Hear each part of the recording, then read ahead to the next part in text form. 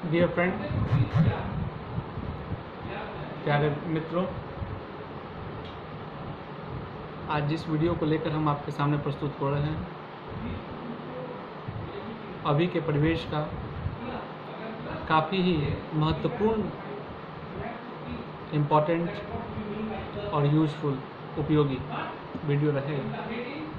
यह वीडियो मुख्यतः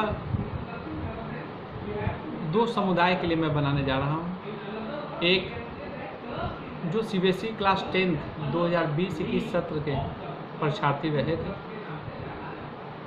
कोविड-19 महामारी के कारण उन्हें परीक्षा देने का अवसर प्राप्त न हो पाया, और एक उनके लिए लाभकारी होगा जो विद्यार्थी जिस विद्यालय में पढ़ रहे थे। इस वीडियो में हम लोग जानेंगे, समझेंगे कि वो कौन सी प्रक्रियाएं हैं जो सीबीएसई ने आधारित सीबीएसई के द्वारा जारी किए गए, जिससे कि विद्यालय संचालक, विद्यालय के प्राचार्य, उप प्राचार्य, शिक्षक सभी ये जान सकें कि किस पैटर्न को फॉलो करते हुए हमें अपनी रिजल्ट एनालिसिस की जो प्रक्रिया है उसे कंप्लीट करनी है, ताकि समय पर जो दिए गए डेट्स हैं उस पर हम लोग अपने कार्यक्रम को कॉन्फिडेंटली और कॉन्फिडेंशियली दोनों तरह से कंप्लीट कर सकें, और जिससे कि बच्चे फिर आगे अपने बेहतर भविष्य के लिए किसी अच्छे संस्थान से जुड़ सकें, पढ़ सकें। चलिए आइए आगे बढ़ते हैं। कुछ पृष्ठ 17 पृष्ठ हैं जिनको संक्षिप्त में हम आपके सामने बताने का प्रयास करेंगे। 1 मई 2021 को यह नोटिफिकेशन जारी किया गया सीबीएसई के द्वारा। Policy for tabulation of marks for class 10 board exam 2021 based on internal assessment conducted by school. ये जो हेडिंग दिया गया है, इसका मतलब इसी से आपको पता चल रहा होगा कि 2021 जो क्लास 10 का बोर्ड एग्जाम रहा है उसका रिजल्ट जो तैयार हो रहा है वो internal assessment conducted by school, school के द्वारा जो इंटरनल असेसमेंट कंडक्ट किए गए थे उन्हीं के आधार पर इसको जारी किया जाएगा। इसमें कुछ बैकग्राउंड है जिसको कि हम लोग थोड़ा समझ लें कि इसको आधार लिया गया।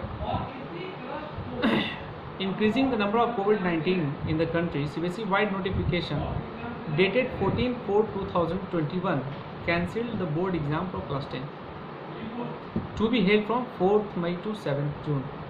जैसा कि 14 अप्रैल 2021 को जो नोटिफिकेशन मिला था, जैसा कि आप लोग को भी ज्ञात होगा, जिसमें कहा गया कि सीबीएसई के बोर्ड के एग्ज़ाम कैंसिल किए गए और +2 वाले एग्ज़ाम को पोस्टपोन किया गया था। ठीक है, एम आई राइट?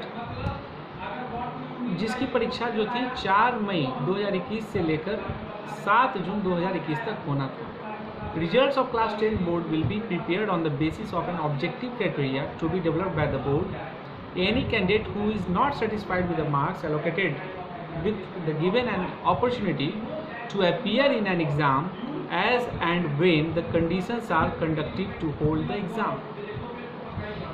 ये जो ए और बी कॉलम दिया गया उसमें जो पॉइंट है उसमें आपको एक साफ पता चल रहा होगा। मेरे जो स्टेटमेंट को मैं रीड आउट कर रहा हूँ, इसमें कहीं मैं कोई छेड़छाड़ नहीं कर रहा हूँ, कोई बदलाव नहीं कर रहा हूँ, सिर्फ आपके अवेयरनेस के लिए, जागरूकता के लिए, क्योंकि आप इस चीज़ को समझ सकें, बच्चे समझ सकें, विद्यालय प्रबंधन समझ सके और समय पर रिजल्ट तैयार कर सके, क्योंकि ये हमारे देश के काफ़ी ही विपरीत परिस्थिति में हम लोग सभी लोग इससे लड़ रहे हैं, और इससे हम लोग लड़ते लड़ते हंसते हंसते इससे बाहर निकल जाना है। तो दो ऑप्शन था कि रिजल्ट जो है प्रिपेयर्ड होगा objective criteria developed by the board. कुछ ऑब्जेक्टिव क्राइटेरिया सीबीएसई डिजाइन किया है जिसके आधार पे ही इसको डेवलप किया जाएगा।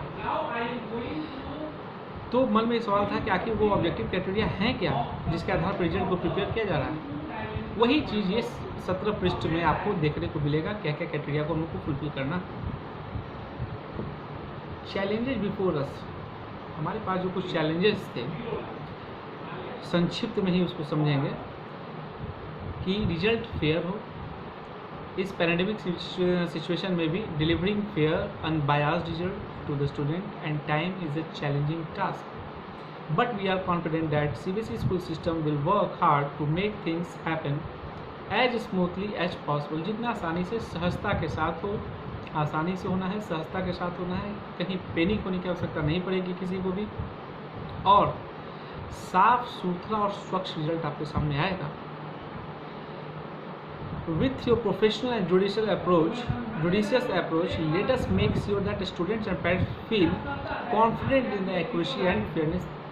यही पॉइंट फिर से आपको बता रहा है कि गार्जियन और पेरेंट्स और विद्यार्थी स्टूडेंट दोनों को ऐसा कहीं प्रतीत नहीं होना चाहिए कि हमारे साथ कहीं कोई गड़बड़ी हुई है। Objectives of the policy, point number 3 है developing an unbiased and transparent academic record based on the realistic evaluation and academic performance of the students is the important objective before all of us.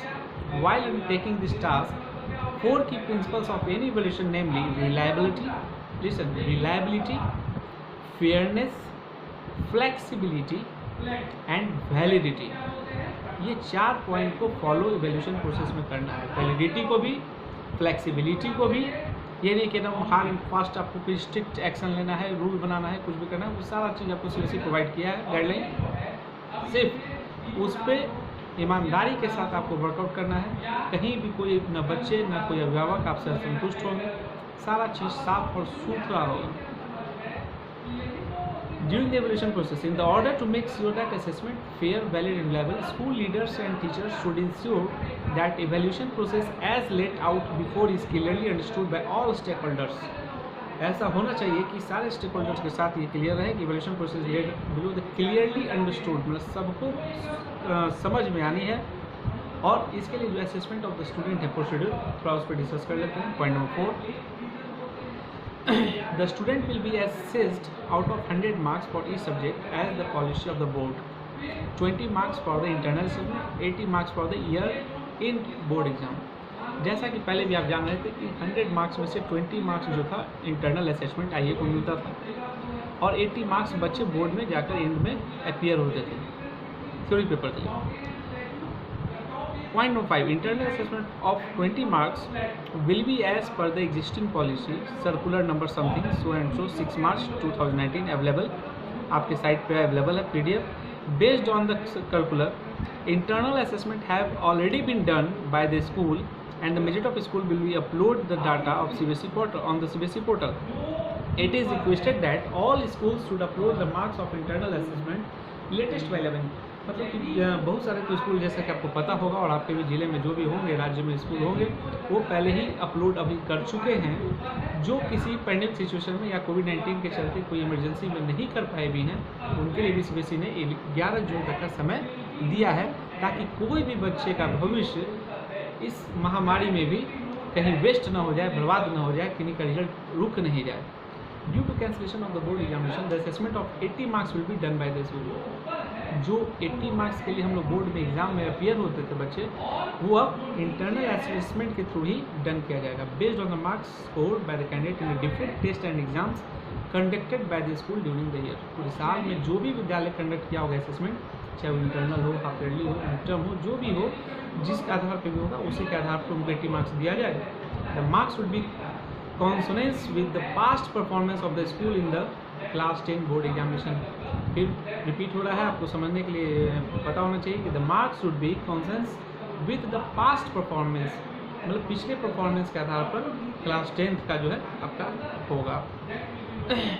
Constitution of the result committee, point number 7 में आपको मिल रहा है principal and the 7 teacher for the finalising of the result. अब देखिए ये point विद्यालय के लिए इंपॉर्टेंट है, बच्चे से ज़्यादा इम्पोर्टेंट है स्कूल के लिए कि हर एक school, each school shall form a result committee. Committee का नाम क्या हो गया? Result committee. कंसिस्टिंग, उसमें कौन कौन रहेंगे? एक प्राचार्य, आपके विद्यालय के जो प्रिंसिपल हैं, हेड हैं, एंड 7 टीचर्स, 7 शिक्षक होंगे। Finalisation of the result, 5 teachers from the school should from the various subject, मतलब कि जो 5 शिक्षक होंगे वो आपको ही पता होगा कि जो इंपॉर्टेंट पेपर्स हैं, जो मेन पेपर्स हैं, mathematics, social science, science and 2 languages, 2 language भाषा जो आपकी है उनके होंगे, और मैथ, सोशल साइंस और साइंस के होंगे, और 2 शिक्षक। अब मन में सवाल आ रहा है कि आखिर फिर अगले 2 शिक्षक क्या होंगे? तो अगले जो 2 शिक्षक होंगे वो आपके एक्सटर्नल बनकर आएंगे, जो कि co-opted by the schools as the external member of the committee. Co-opted, जो आपके ज़िले के और भी कोई दूसरे एफिलेटेड स्कूल होंगे नियर बाई के, वहाँ से आपको अंडरस्टैंडिंग के साथ आपको वहाँ से को ऑप्ट कर लेना है 2 टीचर को। 5 + 2 7 हो गया, ठीक है, okay. And the next, rules of the constitution of the committee and their roles and responsibility are given in Annexure 1. Sorry, Annexure 1 में जो भी उनका रूल्स है, ड्यूटीज़ है, जिनको उनको करना है, वो आपका उसमें दिया हुआ है। बखूबी से, ईमानदारी से उसको परफॉर्म करना है। The external teachers will be paid a total fixed honorarium of 2.5K पर पर्सन बाय द बोर्ड।